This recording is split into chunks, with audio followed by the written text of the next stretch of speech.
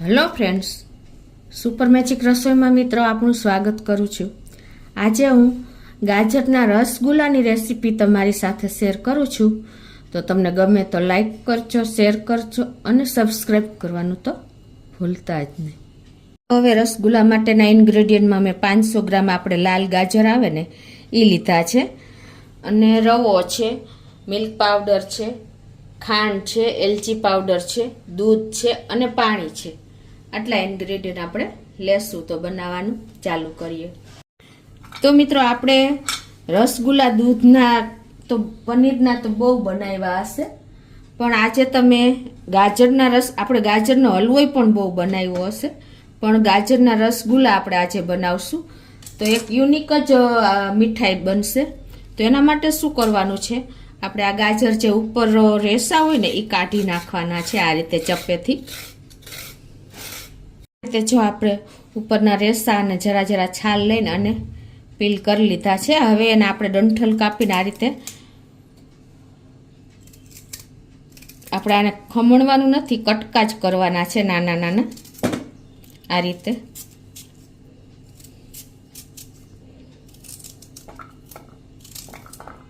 તમે જો તમારી પાસે લાલ ગાજર ન હોય ને તો તમે ઓરેન્જ ગાજર પણ લઈ શકો છો, પણ આનો કલર બહુ સરસ આવે છે.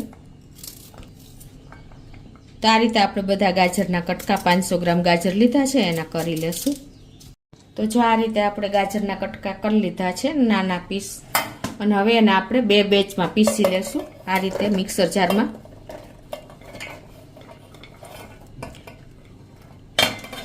અને આમાં આપણે 2 ટેબલ સ્પૂન જેવું પીસવામાં દૂધ નાખી દેશું, એટલે એકદમ સરસ આપણો તૈયાર થઈ જાય પલ્પ.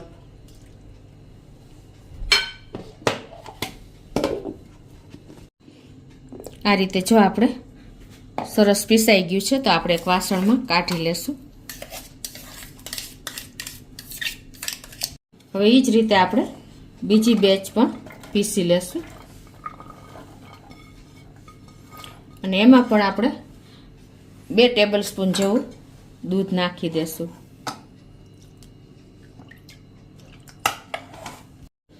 તો જો આપણે આ બીજી બેચ પણ તૈયાર કરી લીધી છે. એકદમ ફાઇન આપણે પેસ્ટ કરી લેવાની છે ગાજરની. તો આ રીતે જો આપણે ટોટલી 500 ગ્રામ ગાજરના પીસમાં આપણે 4 ટેબલ સ્પૂન જેવું દૂધ નાખ્યું છે. પાણી બિલકુલ ઉપયોગ નથી કરવાનો. હવે આ બાજુ આપણે ગેસ ઓન કરીને 2 ટેબલ સ્પૂન જેવું ઘી મૂકી દેશું.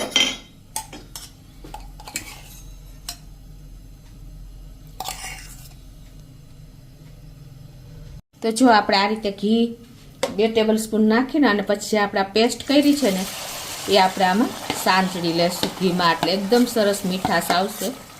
ગેસની ફ્લેમ અત્યારે સ્લો ટુ મીડિયમ રાખી છે, અને એને આ રીતે આપણે એકદમ સરસ બબલ્સ થોડા આવે ને ત્યાં સુધી આપણે શેકી લેશું. આ રીતે આપણે મીડિયમ ફ્લેમ ઉપર 3 થી 4 મિનિટ આ રીતે આપણે રોસ્ટ કરશું આ ગાજરનો પલ્પ, એટલે એકદમ સરસ આપણા પલ્પમાં મીઠાશ આવી જશે. આ રીતે જો આપણે કન્ટિન્યુ 4 મિનિટ જેવું થયું છે, અને જો આપણું ગાજરનું પાણી પણ બધું બળી ગયું છે, અને આપણે જો ઘી પણ છૂટું પડવાની તૈયારી છે.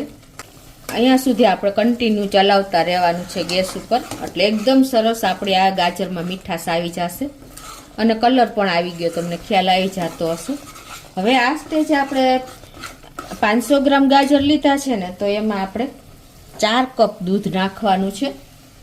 આ દૂધ પણ મેં ગરમ કરીને રાખ્યું છે, ઠંડુ દૂધ, કાચું દૂધ નથી નાખવાનું.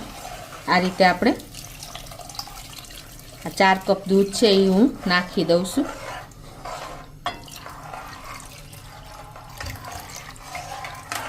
અને ગેસની ફ્લેમ મીડિયમ રાખી છે.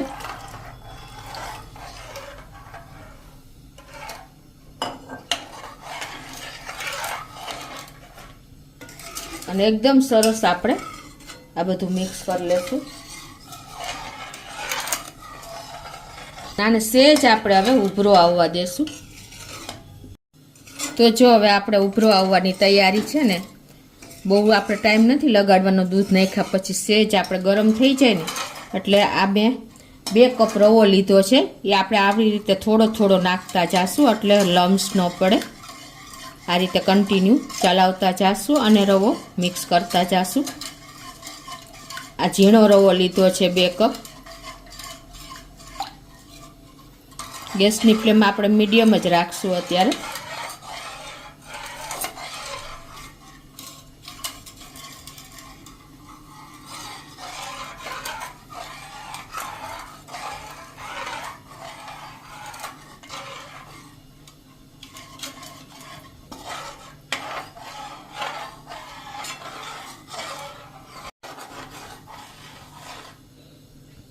આ રીતે આપણે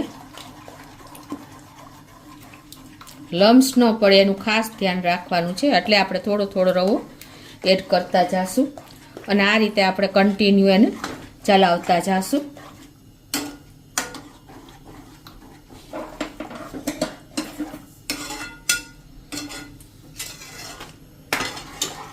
આપણું મિશ્રણ આ એકદમ પલ્પ જેવું થઈ જાય ને ડો જેવું ત્યાં સુધી આપણે આ હલાવવાનું છે.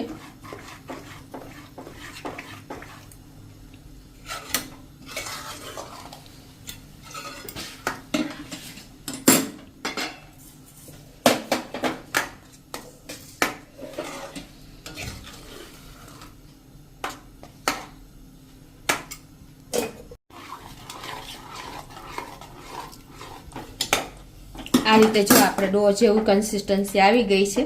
હવે એમાં આપણે અત્યારે 2 ટેબલ સ્પૂન જેવી ખાંડ નાખી દેશું. એનું કારણ એ છે કે તમે આપણે રસગુલ્લા ચાસણી ચડતા વાર લાગે છે. જો ઇન્સ્ટન્ટ આપણે બાળકો હોય ને તો ઘણીવાર ખાવાની ઈચ્છા થઈ જાય છે.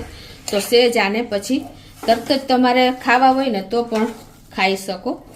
એટલે અત્યારે મેં 2 ટેબલ સ્પૂન જેવી ખાંડ નાખી છે અને આને આપણે કન્ટિન્યુ આ રીતે ચલાવતા રહેશું.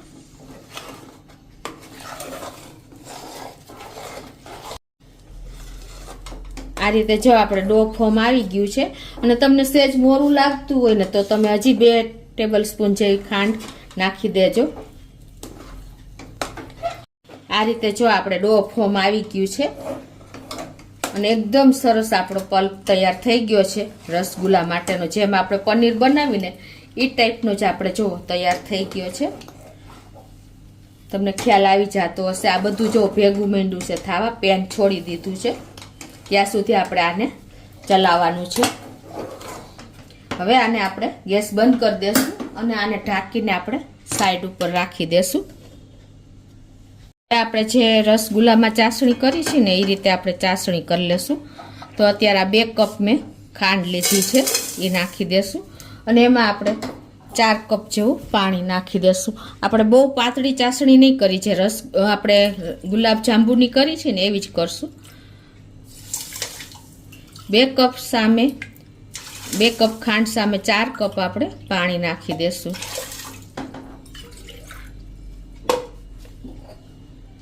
પરફેક્ટ મેજરમેન્ટ સાથે જ હું તમને બતાવું છું.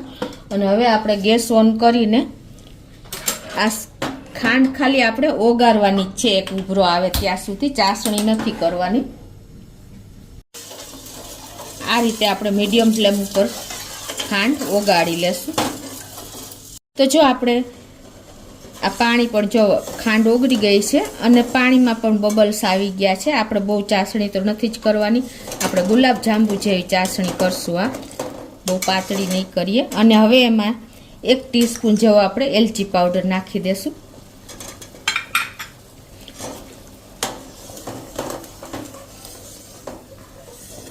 આ તો જો આપણું પાણી પણ ઉકળી ગયું છે. તો હવે આપણે ગેસ બંધ કરી દેશું અને ચાસણીને બાજુ પર રાખી દેશું ઢાંકીને. તો આ બાજુ જો આપણે પલ્પ પણ તૈયાર થઈ ગયો છે. હવે એમાં આપણે 1.5 ટીસ્પૂન જેવો એલચી પાવડર નાખી દેશું એટલે આમાં સરસ આપણે રસગુલ્લામાં સ્મેલ આવે. અને મિલ્ક પાવડર આપણે પણ નાખી દેશું. અને આપણે આ 2 ટેબલ સ્પૂન જેવો મિલ્ક પાવડર છે. તમારી પાસે હોય તો તમે નાખી શકો છો, ન હોય તો સ્કીપ પણ કરી શકો છો. એને હિસાબે ટેસ્ટ બહુ સરસ આવશે. તો હવે આ બધું આપણે મિક્સ કરી લેશું. મિલ્ક પાવડર આપણે મિક્સ કરી લીધો છે. હવે તમારે સેજ ઘીવાળો હાથ કરીને આપણે આને મસરી લેશું એકદમ સરસ આ રીતે.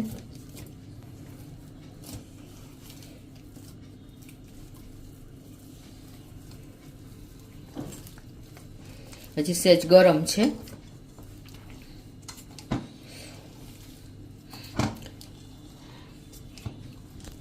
જો આપણે સરસ તૈયાર કરી લીધો છે ડો ફોર્મમાં. હવે એને આપણે રસગુલ્લા વારશું. તમને જે શેપ ગમતો હોય એ શેપમાં તમે વારી શકો છો. અત્યારે હું લંબગોળમાં વારું છું. તમારે ઘીવાળો હાથ કરતો જવાનો છે જેવી જરૂર પડે તો. અને આ રીતે આપણે બધા રસગુલ્લા આ શેપમાં તૈયાર કરતા જાશું. એકદમ આવી રીતે તમે હાથેથી કરશો ને એટલે એકદમ સરસ તૈયાર થઈ જશે.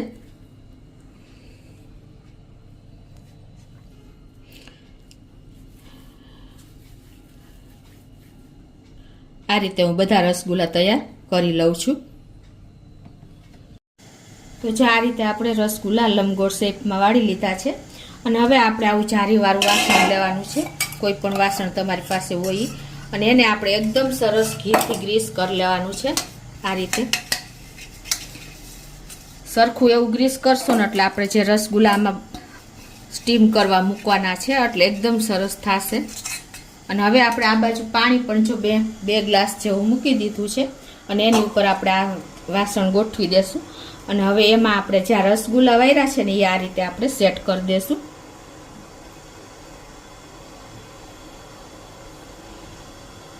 આ રીતે આપણે થોડું થોડું ડિસ્ટન્સ રાખીને અને રસગુલ્લા મૂકશું. એટલે શું થશે કે સ્ટીમ થશે તો થોડા ફૂલશે. એટલે થોડીક જગ્યા આપણે રાખશું વચ્ચે.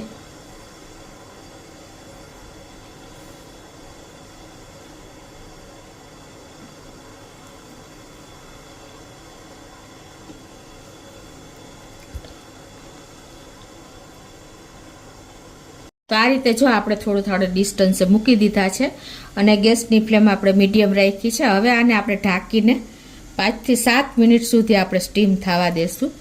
તો 7 મિનિટ જેવું થયું છે અને આપણે જોઈ લઈએ. જો આપણા રસગુલ્લા પણ એકદમ સરસ સ્ટીમ થઈ ગયા છે. તો હવે આપણે ગેસની ફ્લેમ બંધ કરી દેશું અને હવે આને આપણે બહાર લઈ લેશું અને ઠંડા થવા દેશું.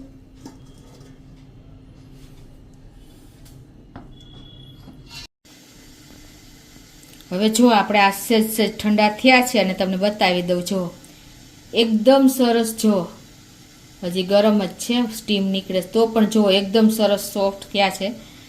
તમને ખ્યાલ આવી જતો હશે. જો છે ને અંદર એકદમ સોફ્ટ છે. તો હવે એને આપણે ચાસણીમાં નાખી દેશું આ બાજુ.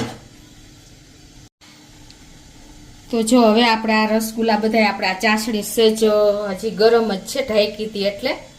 તો એને આપણે હવે એમાં નાખતા જાશું. તમે જોઈ શકો છો આપણે ઉપર નાખી છે તો પણ આપણા રસગુલ્લા ઉપર જ રહે છે. જુઓ તમે એટલા સોફ્ટ આપણા થયા છે રસગુલ્લા, સ્પંજી. અને તમારે ચાસણી જો ઠંડી થઈ ગઈ હોય ને તો તમારે સેજ ગરમ કરી લેવાની. તો જો આ રીતે આપણે ચાસણીમાં બધા રસગુલ્લા નાખી દીધા છે. હવે એને ઢાંકીને આપણે અડધી કલાક સુધી રાખી દેશું એટલે એકદમ સરસ ચાસણી અંદર ઉતરી જાય. તો આપણે જો રસગુલ્લા ચાસણીમાં નાખ્યા ને એને અડધી કલાક થઈ ગઈ છે અને જો આપણા રસગુલ્લા પણ એકદમ સરસ ફૂલીને ડબલ થઈ ગયા છે. તમને ખ્યાલ આવી જતો હશે. તો હવે એને આપણે એક બોલમાં સર્વ કરી લઈએ.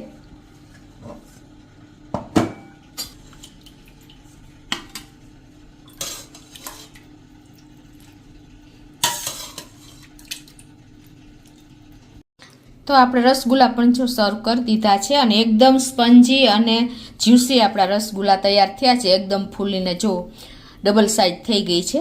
તો હવે તમને બતાવી પણ દઉં કે કેટલા સ્પંજી થયા છે. જો એકદમ સોફ્ટ થયા છે. તમને ખ્યાલ આવી જતો હશે. હવે એને ખોલીને પણ તમને બતાવી દઉં કે જુઓ મિત્રો, છે ને એકદમ રૂ જેવા સોફ્ટ સ્પંજી અને એવા આપણા રસગુલ્લા ગાજરના તૈયાર થયા છે. તો તમને ચોક્કસ મારો વિડીયો ગમે તો લાઈક કરજો, શેર કરજો અને સબસ્ક્રાઈબ કરવાનું તો ભૂલતા જ નહીં.